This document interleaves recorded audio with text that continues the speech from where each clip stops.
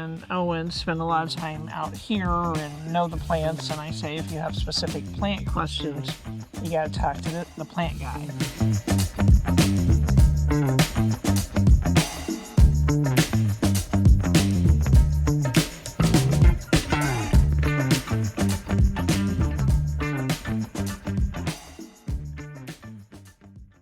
Got clutter piling up?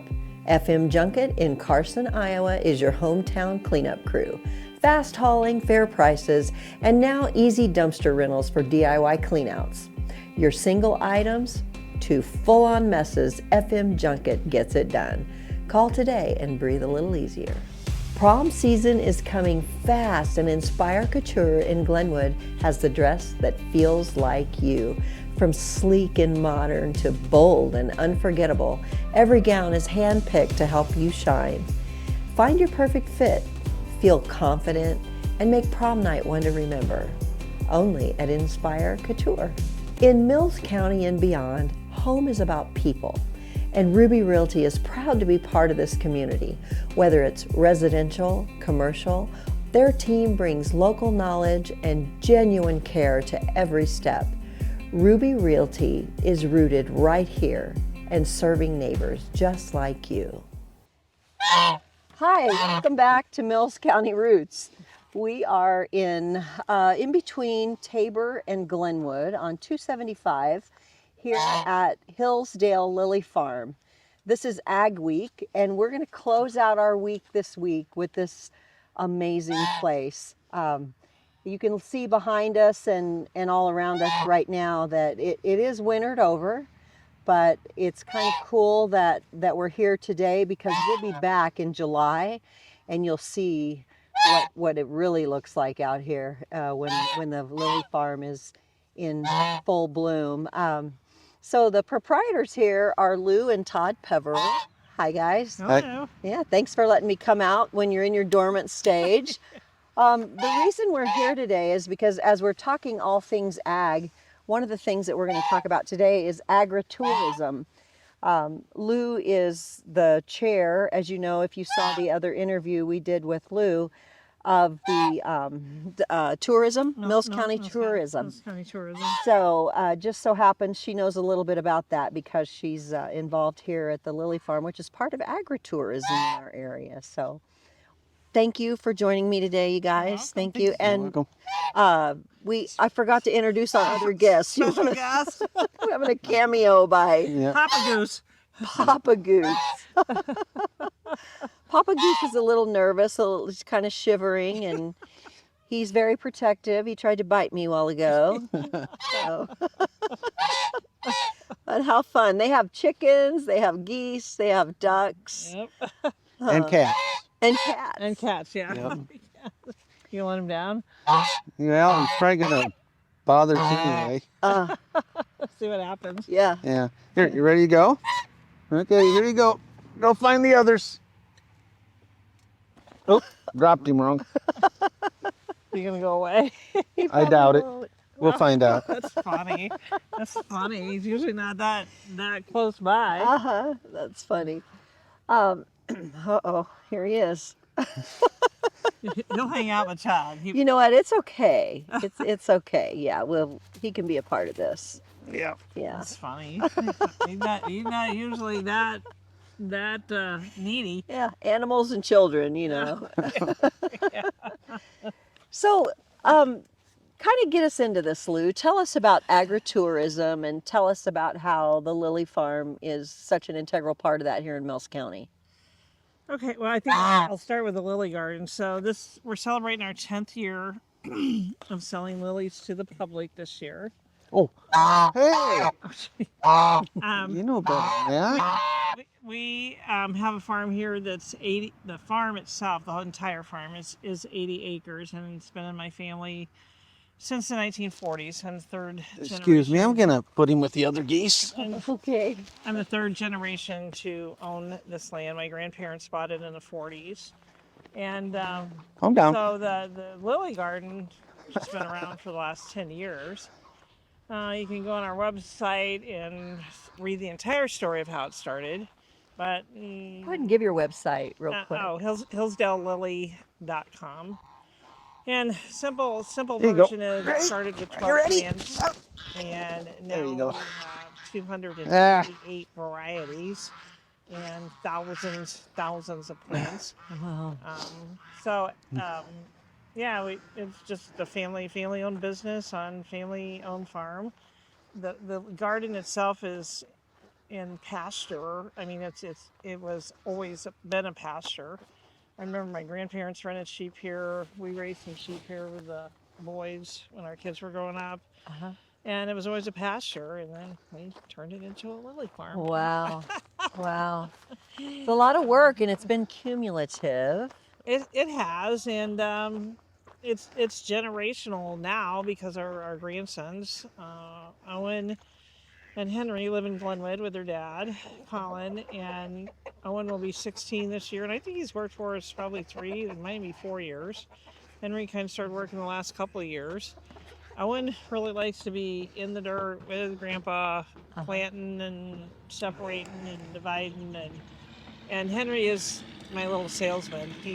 If you come here and Henry waits on you, be prepared to buy about 4 or 5 more plants than you started out at. I can attest to that. I come here every summer because there's some lilies that I've fallen in love with. I love the bamboo blackie and I love custard, lemon custard. Lemon custard, yeah. Oh my goodness. Those are probably my 2 favorites, but I have my funny Valentine and a bunch of others. And then I have some really tall stargazers. Oh yeah. Yeah. And Yeah. there was one that I bought one year that's Asiatic. Yeah. Asiatic and Asiatic. yeah, and it was one that gets really tall. It wasn't a small one. It was one that gets really tall. Anyway, last year when I came here, Henry was here and he gave me the tour. He showed me how to eat lilies. Oh yeah, you can't. Yeah. Lily petals are edible. Yes. Yeah. So we ate some lilies and I then I started saving my lily petals to make tea after that. So. But Henry talked me into that, and he talked me into several more lilies than I intended to buy that day. That's Henry's skill. That's his strength. Oh my goodness! And he's so cute. Yeah. He says, "Buy it," and you start writing checks. Yeah, he likes to sell. I mean, he can work in the dirt too, but he's just a little bit younger, and he doesn't know it as well as Owen does because Owen pretty much has been working with Todd side beside him, I think maybe 3-4 years. 3. Yeah. This will be the 4th. This will be the 4th year. Yep. Yeah. So, and in terms of agritourism,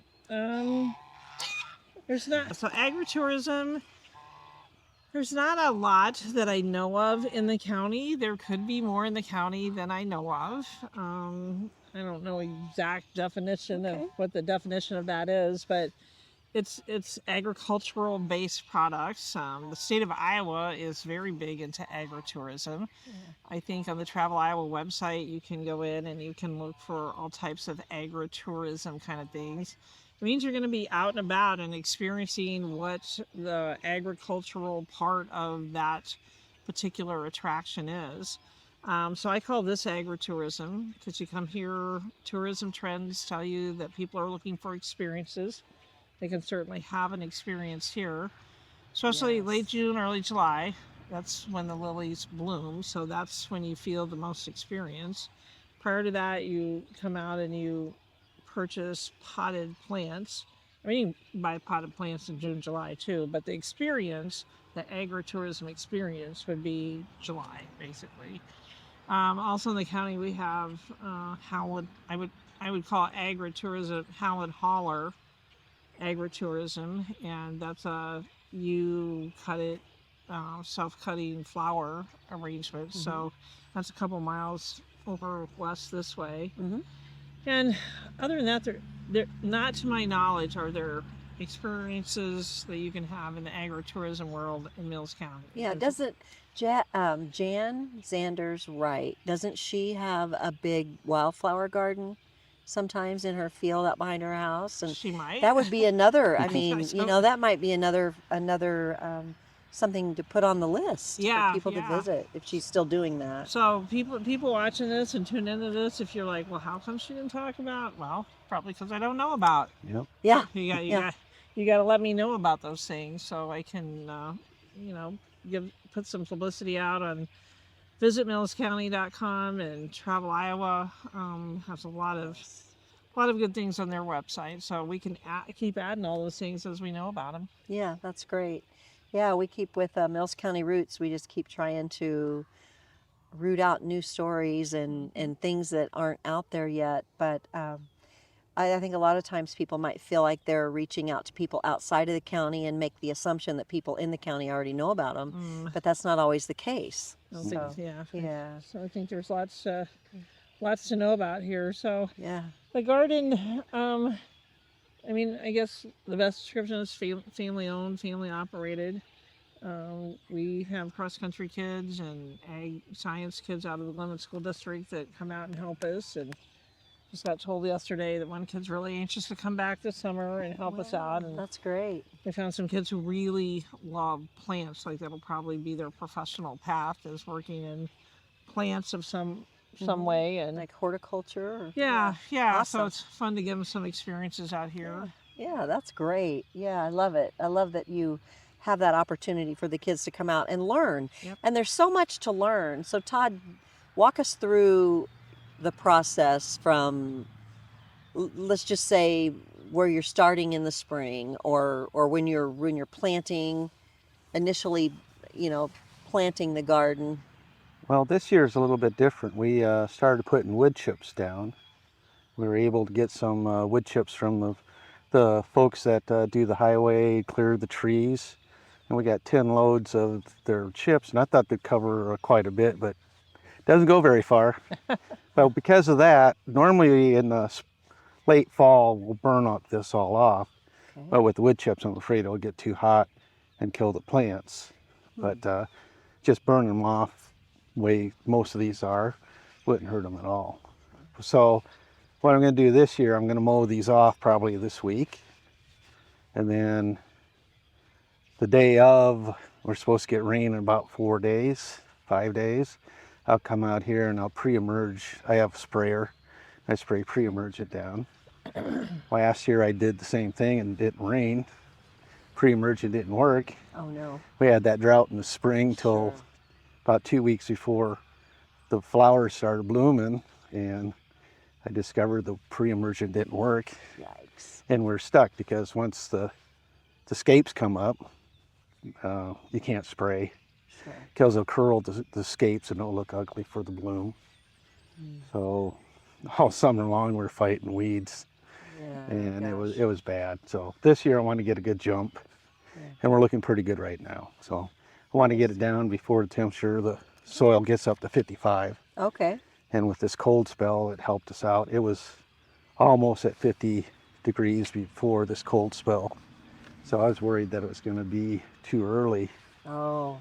And that could cause problems too. But Yeah, I know my surprise lilies, the foliage came up and it froze off, so I'm hoping that they'll be okay. Will they? Good, They'll be good. I'm okay. glad to know. Yeah. You They'll know, look a little rough, but they'll be okay. Yeah. So the another thing that you have here, just incidentally, that my stepsister and I took advantage of, was the rain lilies. When you were was it your mom that had grown the rain lilies, or your grandmother?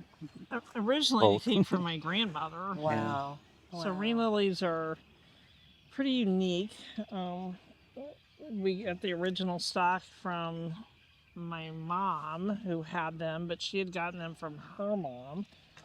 And so when we first started doing this, we took them and started there was just one big pot originally, and we took them and started splitting them out, and then we're like, oh, maybe we could sell some of those. And now you got a friend. Hey. That's Stinker. This Stinker, he's a garden kitty. He loves to be in the garden and get to know everybody. Yeah, I hop on my back when I'm working on the dirt.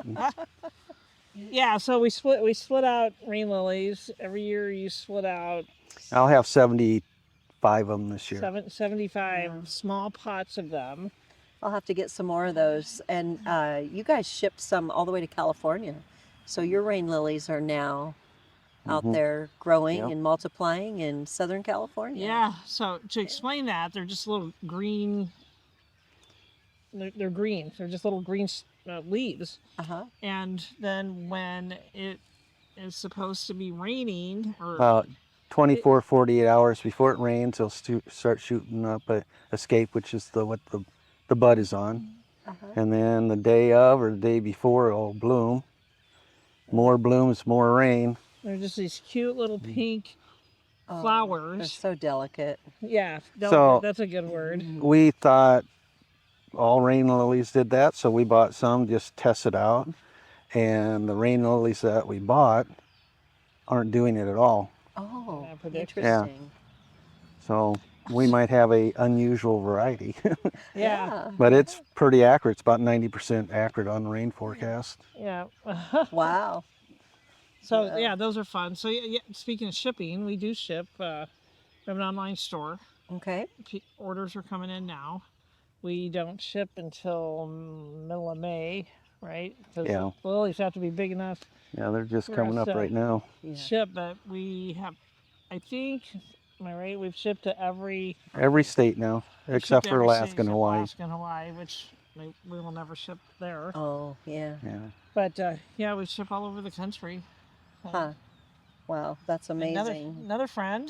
Hi, This would be Dexter. Dexter.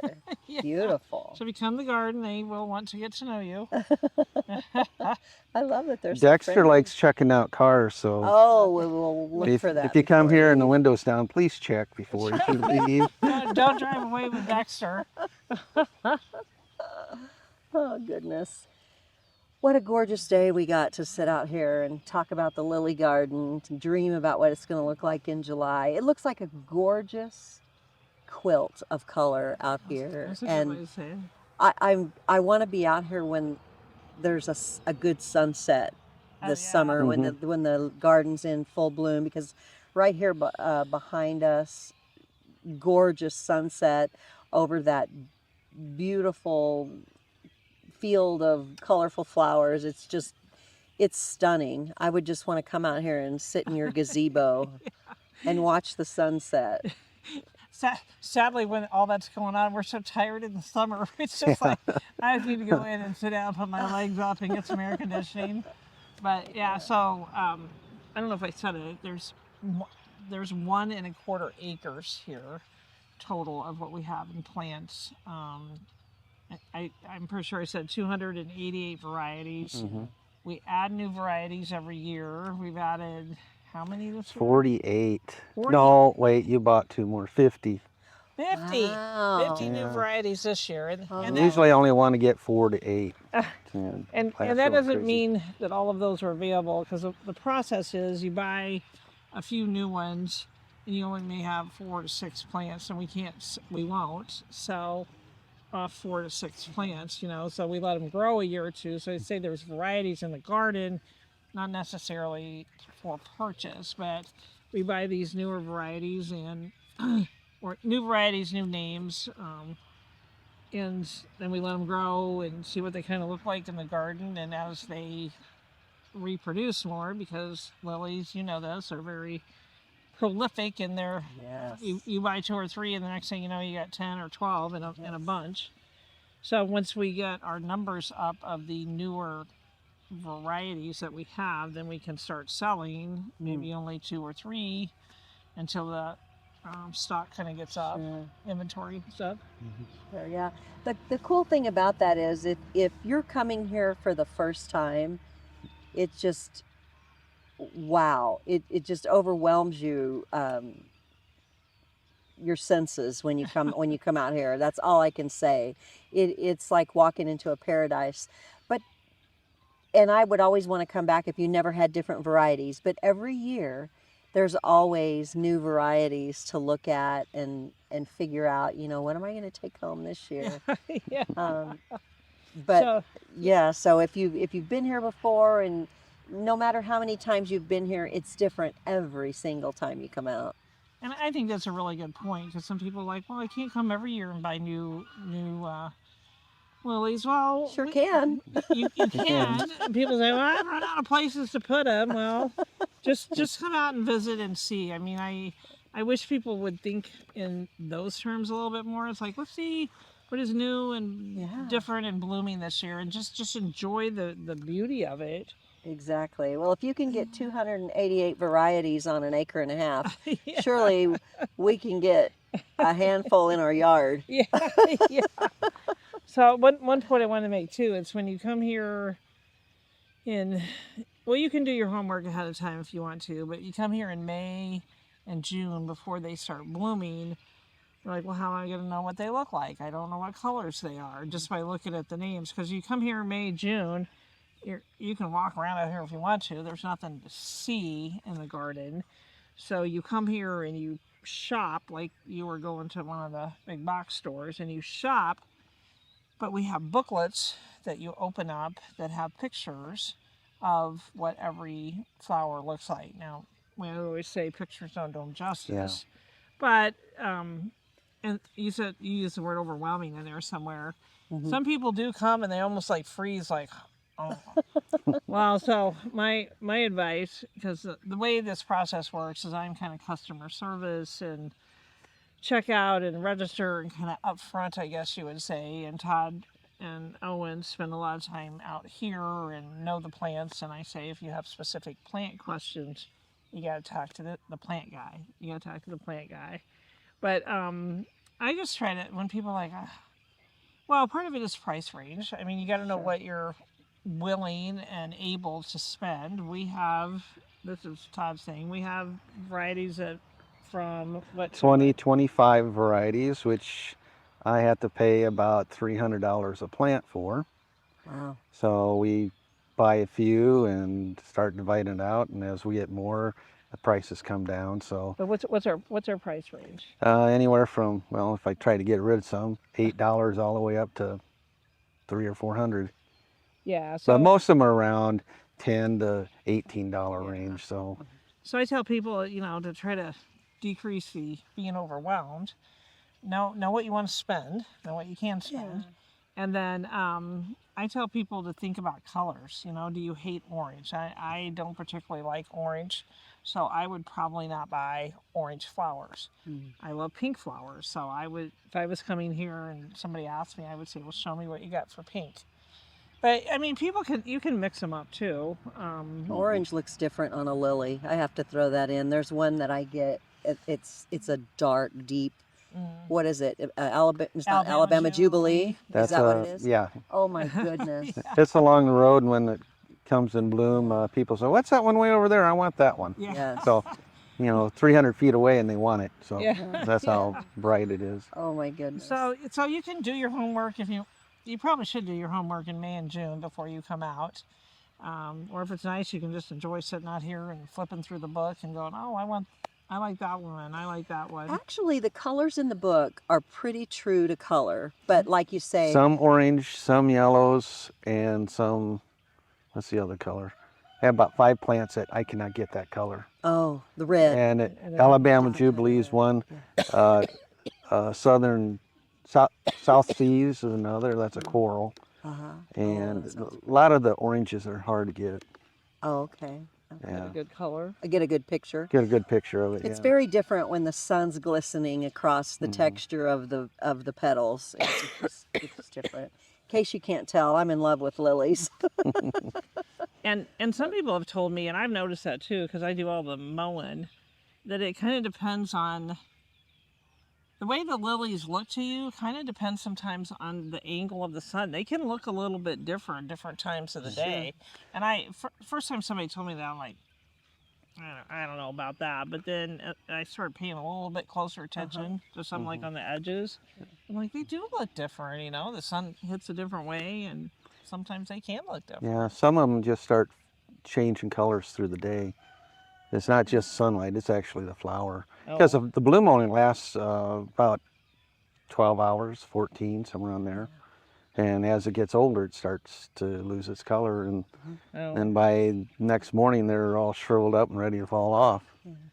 So the one that really changes bamboo black. In the morning, it is almost pure black. Yes. Then in the evening, oh, hey there, Stinky. In the evening, it's a dark purple. And both colors are really nice colors to see. So some people buy them for color. When we're purchasing flowers to put in the garden, Todd purchases them based on their shape, their markings, their whatever. I buy them based on the names. Yeah. Oh, okay. One Happy Heifer. Oh, I like that. Yeah. The places All the places you will see. I see that. I've been fighting with that. There's two of them real close. Okay. I think it's the places you will see. Yeah. Yeah. Okay. Not all the places you will go. Oh, That's the other one. Dr. Seuss book. Yeah. There's one, It Is What It Is. Heart of My Sleeve. Supergirl. So some of the names are just fun, you know, and some people will buy them just for the names. Some of them are very. Some of them have the large petals, and some of them are like spidery. They are, yeah, spiders. Those are the narrow, long plant petals. To be a true spider, it has to be 4 to 1. 4 times the length to the width. Okay. And if it's a spider shape, but it's not like that, then they call them a UFO, unusual form. Oh, okay. Yeah, Okay. there's about 10 different names for each type of flower. And they do well with other plants. So if you wanted something different in your garden, in your flower garden, like one of those, that would be like a very cool centerpiece to have one of those in a big garden where that big bright colored spider lily came out. And yeah, there's so many things creatively you can do with them. They're just They're non-invasive. They will clump up, and some of them, as they get bigger clump, they'll bloom less. And if they're slowing down on the bloom, it's time to divide them. If they're doing just fine, close to 1-to-1 ratio on bloom to plant, I wouldn't do anything to them. Yeah. So. Well, let's talk about the rebloomers. We got a bunch of them, but here at 5A zone for agriculture, a lot of our rebloomers will not rebloom because the season's too short. But if you get down to zone 7 and warmer, they will rebloom. Okay. So even though they're, say, rebloomer, most likely they won't. We will get a few, here and there that will rebloom. So explain what that means if somebody doesn't. It means that, let's say in the early mid, it blooms about the first week of July. And then it will get done about the end of July, and then here it won't do any more. But if you're further south, like zone 7, it will rebloom about August or September. They'll shoot up another one. They'll do it over. We do have 2 varieties, Going Bananas right next to me, and Rosy Return that will bloom. They'll start their regular.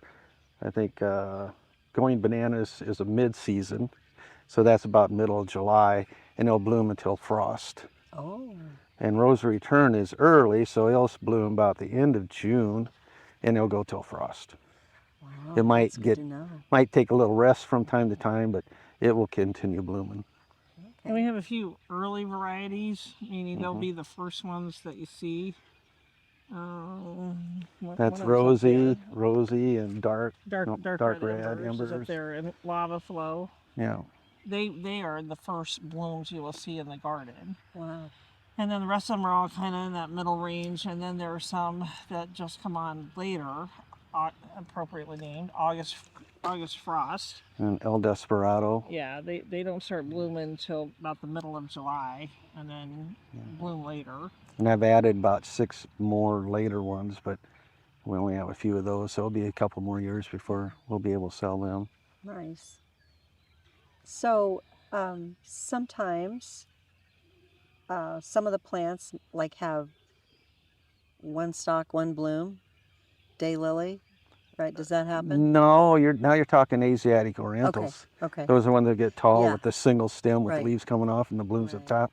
Yeah, we sell those too, Asiatic Orientals. This year we're going to have 29 varieties. Wow. So I added more of that. There's some varieties I really like that I can't get now. I don't know if they discontinued them or what, but Tell us the difference between an Asiatic and an Oriental type. Asiatic will have did I say Asiatic? Asi- Asiatic will not have any scent to it, Any fragrance? I'll have fragrance. Okay. Now the Orientals will, and that's the way you tell the difference.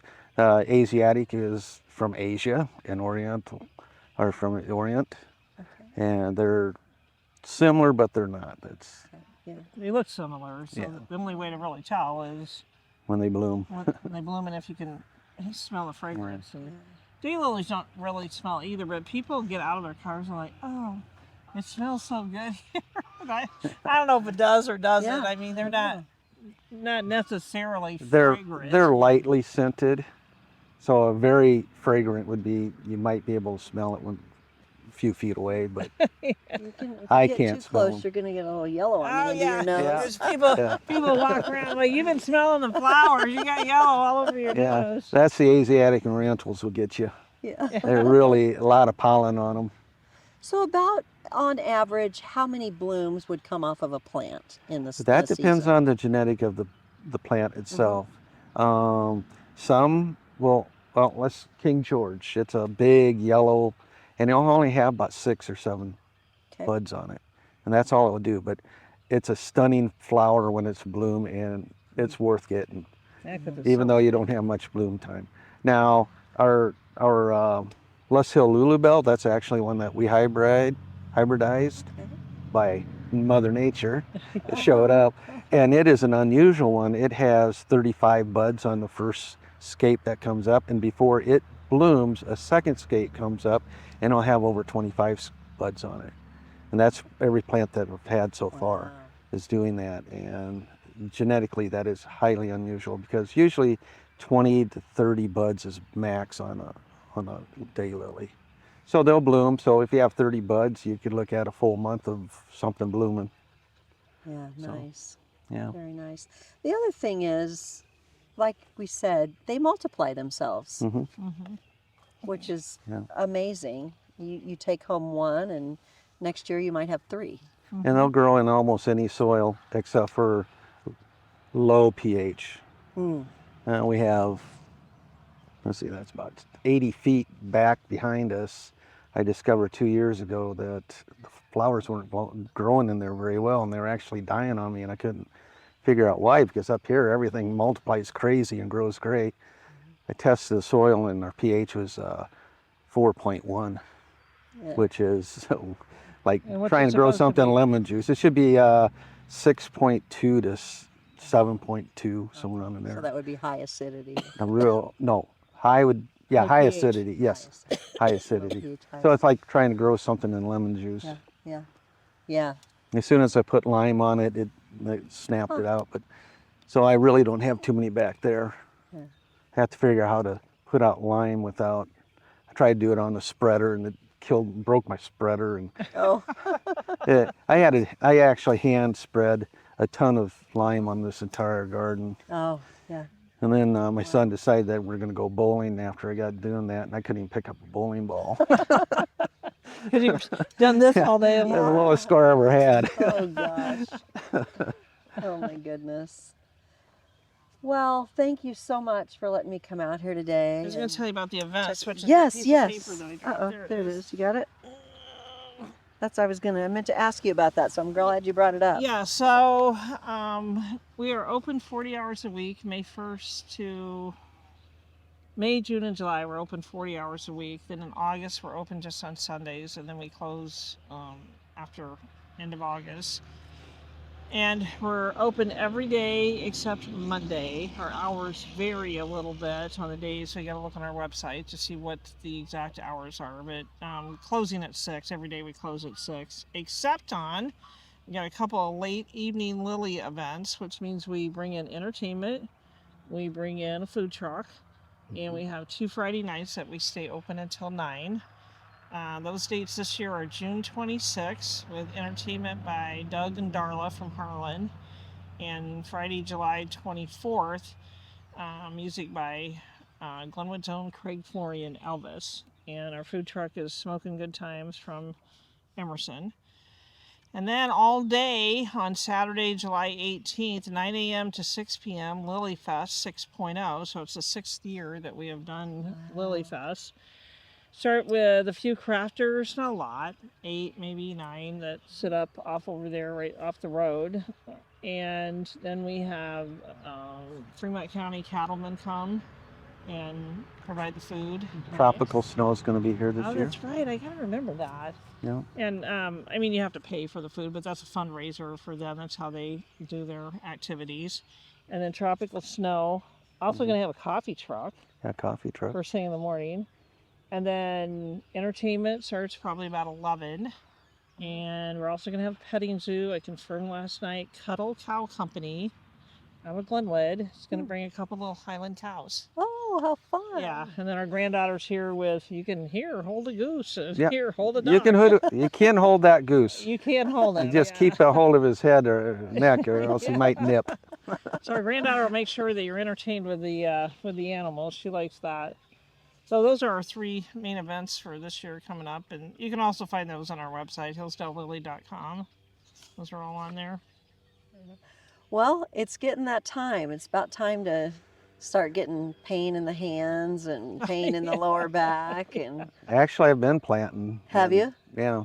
In the the greenhouse. At the greenhouse. We're going to try canna lilies this year. Oh, nice. I did bring back some of the big alums, the big globe masters, the ones with 12-inch alums on them. Very nice. And oh, the big purple ball. Yeah. oh my goodness. and supposedly yes. those are supposed to keep deer away. Supposed to help keep deer away. We Oh. didn't have them last year. I think we did them the year before. Yeah, year before, and well, I did have some last year, but I didn't store them right, and I wiped out 800 bulbs of Asiatic Orientals and all my alums because they got way too cold in the pot and they just froze to death. Darn. So That's why we didn't have them last year. that's the reason why we didn't have them last year. I thought This you year made- they're coming up, so I know we're successfully I thought you- stored them. I thought you made a conscious decision not to have No, them I last did year. not. You made a oops decision. I was crying last year. Oh, goodness. Yeah. Yeah. Oh, yeah. So May 1st we open for business. Okay. So I don't know if we actually talked about the exact location. So we sit 7 miles from Tabor to the south, 7 miles to Malvern to the east. So we flip that around, 7 miles west of Malvern. And then we are 7 miles southeast of Glenwood, but super easy to find. We're on Highway 275. Turn off of Highway 34, go Three hills. You Three do hills. 3 hills. If I tell you 2 miles, you go past it, and then people back up on the road or turn around on the next driveway. So just count hills on the west side of Highway 275, 2 miles south of 34. That's where we're at. So we've been here. We bought this piece of property from my mom about wow. 30 years ago and built our home, and then started the garden 10 years ago, and then after my mom passed away, inherited the farm.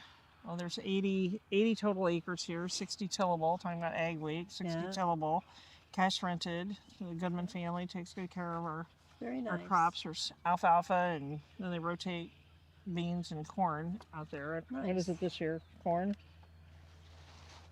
It's beans right now, so yep, corn. Yep, maybe corn. Maybe cornfield. So when you're here, people love the view. The view that you're pretty much seeing in this interview is the view that people love to see, because you can see for probably 3 to 4 miles to the west. It's gorgeous. Yeah, we sit on a very high part of Mills County. Yes, and what a gorgeous place it is. More importantly, the people who are here in Mills County, multi-generationally, and Lou went up to UNI area and snagged Todd and brought Todd down here, and they've both been deeply involved in the Glenwood School District for many years. Cross-country track coach, Yeah. and That's about what, 30, We've been coaching 33 35? years. 33. It's getting to the point I don't even care. yeah, It's too big a number to count. Ah, too big a number to count. most of his life. In the coaching world, yeah, it's a pretty big number. Yeah. Well, ever since we moved down here, I started coaching. I volunteered for the first year in 93. 3. Yeah, track of 93. and then I've been doing it since. Yeah, I remember when you guys first came here, because I lived in Tabor at the time. It's before one of those times I ran off and lived somewhere else for a minute. Got clutter piling up? FM Junket in Carson, Iowa is your hometown cleanup crew. Fast hauling, fair prices, and now easy dumpster rentals for DIY cleanouts. Your single items to full-on messes, FM Junket gets it done.